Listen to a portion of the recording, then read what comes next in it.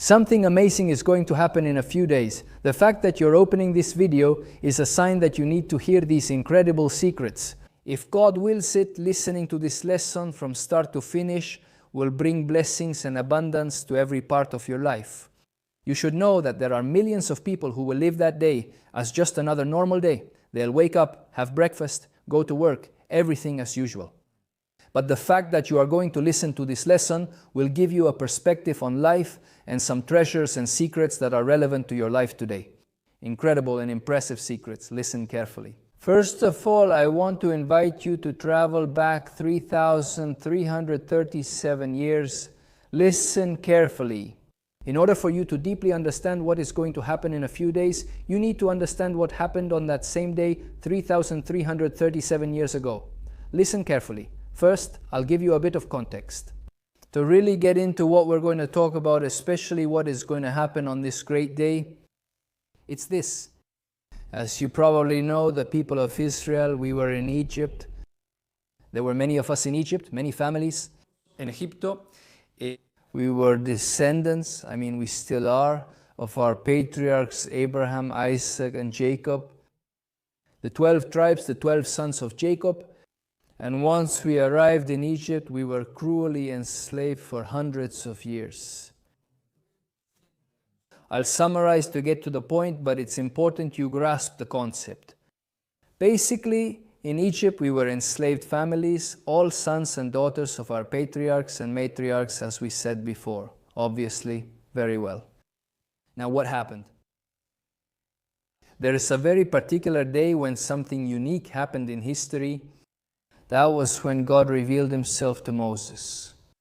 God revealed himself to Moses and told him that he has to take his people, the people of God, the people of Israel, out of Egypt. He will have to be the spiritual leader, the great rabbi of the people of Israel, as it is said in Hebrew, Moshe Rabbeinu, Alav Hashalom. And basically, Moshe Rabbeinu, our Rabbi Moses, our great leader, takes us out of Egypt. Obviously, as you surely know, there are 10 famous plagues which the whole world heard about. Obviously, it was something, a divine revelation with a capital D in an impressive, relentless way on a worldwide, universal, global level. And basically, the people of Israel left the land of Egypt led by Moses. Very well. As you surely know, we reached the Red Sea, Yam Suf as it's called in Hebrew, and we were really in a moment of great stress, of great danger. Why? Because you have to know, which not many people know, that even though the Egyptian people suffered the 10 great plagues, Pharaoh regretted it. And he decided, despite everything, despite seeing that God, the Creator, the Almighty, obviously loves his people, he decides to rebel. Clearly for the blessing of the entire world, not only the people of Israel.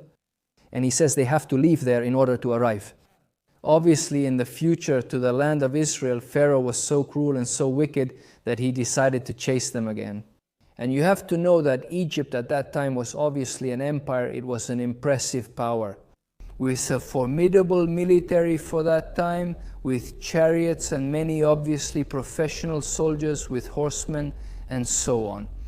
And we, the people of Israel, who were basically a family, a big family, divided into sub-families, families, many families, but we were one big family, the people of Israel. And basically that's what we were. We weren't an army or anything like that. And what happened? And the people of Egypt decided to pursue us again under the leadership of the Pharaoh at that time. And we really reached a point that was crucial for history. Why? It was a brutal lesson. Which one was it?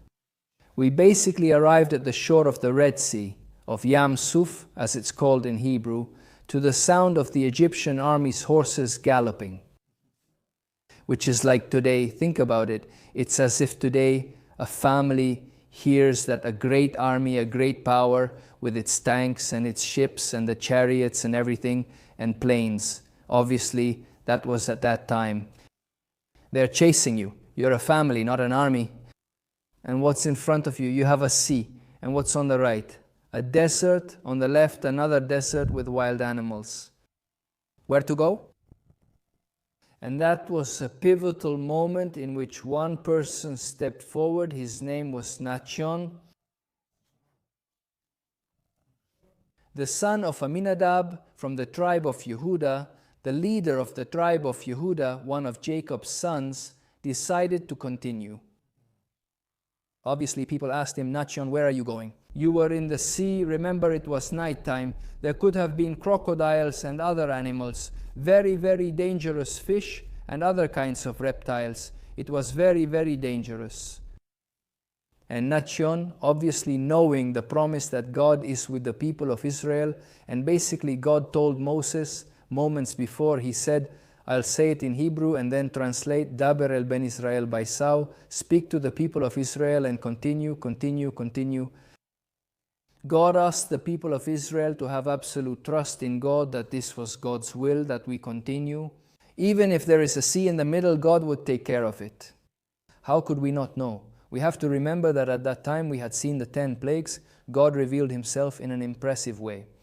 It's not like today when you really have to strengthen yourself in prayers and in faith, obviously, of course. But at that time, the divine perception was very overwhelming, very impressive. God revealed himself and told Moses to tell the people of Israel to continue. And Nachshon ben Aminadab, the son of Aminadab, continued. And until the waters were up to here, everything, I imagine, Egyptian chariots in the background, cries of the Egyptians, the people of Israel stunned, holding their breath. What's going to happen? What's going to happen? Nachshon, Nachshon. Suddenly God, at a moment when Nachshon could barely breathe, God parted the waters. The people of Israel, obviously with incredible joy, crossed the Red Sea, witnessing an amazing spiritual scene. God revealed himself in an incredible way. We witnessed an amazing prophecy. The simplest person saw what the great prophet Ezekiel, the son of Buzi, later could not perceive with his great prophecy. That is, all the people of Israel witnessed an amazing prophecy, and that prepared us for what was going to happen in just a few days, in the month, in Hebrew, in the month of Sivan.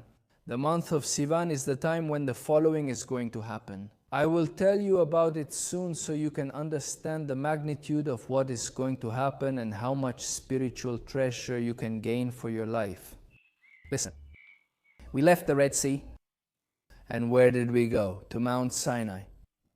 And we had to wait, we had to purify ourselves. For what? To reach the day of the month of Sivan, according to the Hebrew calendar, when the people of Israel received the Torah. And that's what we're going to talk about for a few moments, a few minutes, about what this great day means for you.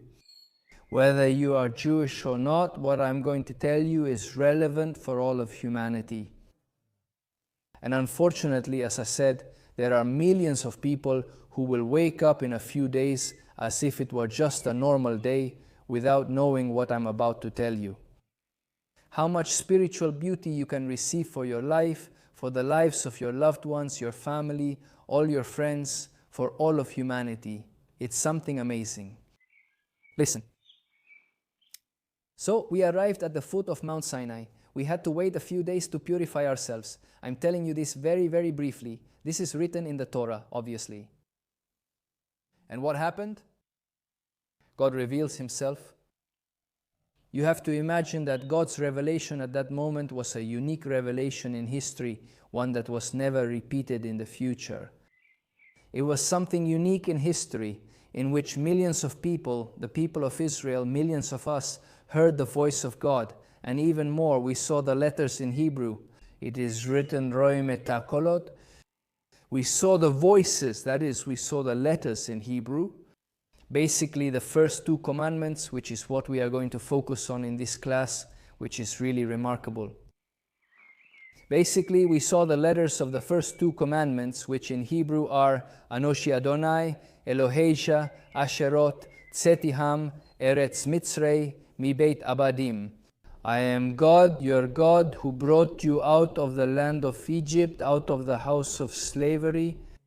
Before we continue, I want to share something truly unique, a piece of one of the most sacred places in the world. This is not just a souvenir. It is authentic earth that was rescued from being lost forever, certified, and individually numbered. Years ago, tons of earth were illegally removed from the Temple Mount and discarded as waste. Today, that same earth has been carefully preserved. This is not just jewelry or a keepsake, it is a tangible connection to history. Scan the QR code or click the link in the description to receive yours with an exclusive 10% discount. The second commandment is, Lo ye Elohim ajerim al panai. You shall have no idols before me.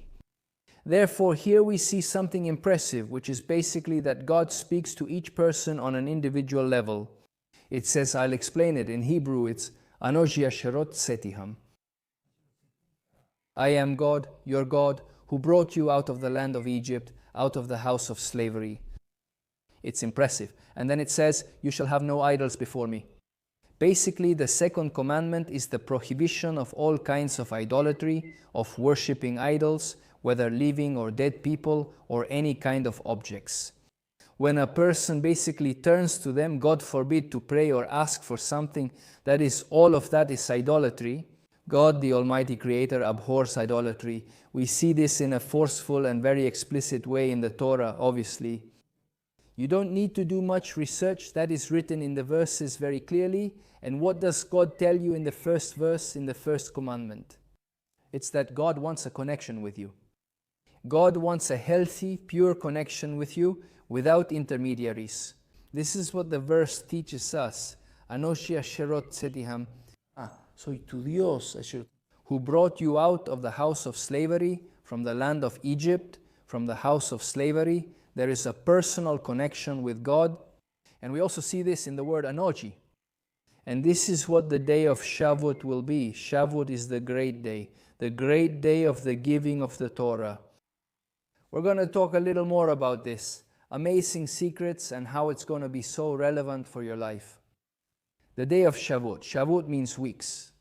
You should know that there are 7 weeks between the Exodus from Egypt, which is Pesach, the Jewish Passover, and the giving of the Torah on Shavuot. There are 50 days. There are 49 days that are spiritual steps we go through day by day, spiritual corrections. This is called the counting of the Omer, Sefirat HaOmer, as it's called in Hebrew. These are spiritual steps through which we, the people of Israel, prepare ourselves spiritually to reach the 50th day, which is the day of Shavuot. Hag Shavuot is a festival. Hag Shavuot is the day of the giving of the Torah, which is the day when the energy of the giving of the Torah is repeated again. Here's what I'll tell you. What's about to happen in a few days and how you can use this information to benefit yourself, your loved ones, and God willing, the world. It's impressive. You should know that, as I mentioned in other videos, God gives the people of Israel the secret of time. The secret of time. What do I mean by this? That basically, when God gives us the festivals or Shavuot or milestones in the Torah, they are not milestones that happened only on a historical level. Of course, that's true, but that's not the main point. The main point is that basically that historical milestone on a spiritual level, on the level of spiritual essence, is repeated again. Therefore, there is a spiral in time. There is a great spiral in time that repeats itself year after year at a higher point. Therefore, in a few days, that historical milestone, which is the unique moment in history when God, the Almighty Creator, basically in a metaphorical way, comes down to our world and reveals Himself to millions of people at the same time. That is, the people of Israel. He says what He wants from humanity, from ourselves, why He created the world, why He created us. That day is repeated again in a few days in the month of Sivan, according to the Hebrew calendar. In a few days, that day is repeated again. Therefore, if you live asleep, not you, let's say someone lives asleep and goes to work and eats and does everything they do routinely. That day he missed an incredible golden opportunity in which he could listen, could perceive a presence, something that is beyond reasoning. That is God. That great day when God reveals Himself to the whole world happens again on a spiritual level. Because you have to know that when God reveals Himself to the people of Israel, it is not a revelation only to the people of Israel. It's true that God reveals Himself to His people, to the people of God, to the people of Israel. That's real. But when God gives the Torah, He gives the Torah so that it will be a blessing for the whole world. And God asks His people to be, as it is said in Hebrew, Mamleshet Kohanim Vigoy Kadosh, a kingdom of priests, a holy nation, in which He teaches the nations what their mission in life is, why they were created, and what they have to do with their lives. And this is basically what the people of Israel have to teach the nations, to be Or Lagoyim, a light to the nations, and to teach everything we came to do in the world and why we were created. Do you think that a person can be born, grow up, become old, and that God would allow us to live our lives asleep? To do something they were told they have to do, to live, to work and eat and do this, do that, and never stop and ask, but why was I created? Why did I come into the world? I have a soul, a very precious soul. I can reach spiritual levels above the angels, reflect. Unfortunately, millions of people don't know these things. Obviously, this video is something very specific. If you want more information about this topic and others, I invite you to my channel, Mentores Espirituales TV, where you can find many aspects of what I'm talking about. But now I'm focusing on something very specific, which is understanding that this day, which will happen in a few days, that spiritual energy will return. It will happen again. And you basically have to turn on your antennas, metaphorically speaking, and be perceptive so you can try to listen. How does God speak to you? Through what, how, what, why? Where should you focus? What should you focus on? Where in your day-to-day life? God speaks to you through your life. Obviously, you're not a prophet, most likely. Obviously, God doesn't speak to you like He does to a prophet. A prophet basically has the absolute perception that God is speaking to him, and the prophet tells what God said to him. That obviously is a very, very high level. May we have the merit, God willing. But no, I'm not saying you're a prophet. God speaks to you as a soul in a body through your life. It says in the book of Psalms, Hashamayim mesaprim kvod el umasei yadav magid arakia. It says, paraphrasing, that the heavens declare the glory of God. Basically, the heavens declare, basically God through this world declares, speaks to us. In Hebrew it says, like the way of saying, of speaking, of telling. This world is a great story, in the positive sense of the word, of course. God tells you your story through your life. But what does God give you at the same time? The possibility and the responsibility to choose good. It says in Hebrew, and you will choose life, you will choose life. God gives you free will.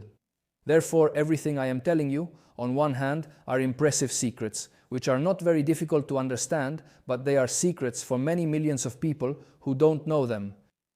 Therefore, here is what I want you to take with you first. First is this, that it is a very special day. It is a very special day in which it is repeated again on a higher level.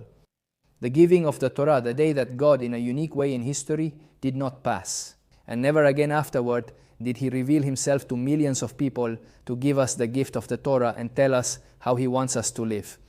In fact, the word Anochi is the first word of the first commandment, hides an incredible secret that is in ancient Aramaic, not in Hebrew, but in Aramaic. Ancient Aramaic was the language spoken in Babylon. Ana nafshi ktavit veyavit.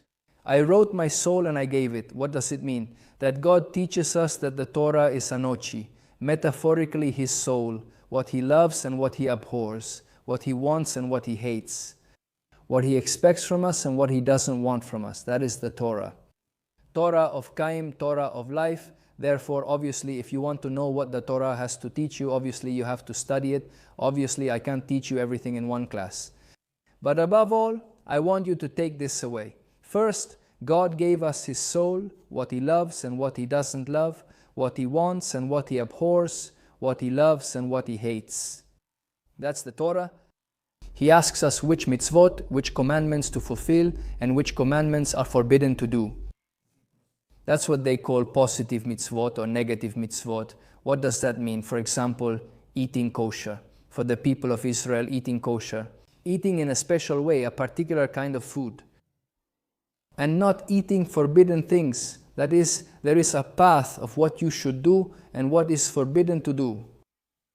Therefore, that is the Torah. But when you see that, you have to see it as something of the soul, not as something technical. You have to know that God, as it's said in Aramaic or in Hebrew, says, Rajamana li babai. Rajamana is God. God wants your heart. He wants what you feel, not something technical. Therefore, here we see something impressive, that God reveals himself on Mount Sinai to tell us that he wants what? A connection with us. He wants us to make this material world, the lowest of all worlds, into the highest world, above even the highest world of all the angels. How? By making a home for God. A home. It is said that God wants a dira batashtonim, a home in the lowest world. And what is a home? A home, your home is the place where you want to be yourself. Not a hotel room or an office or a classroom, something cold, 4 walls and a roof with tables and this and that. That's not a home.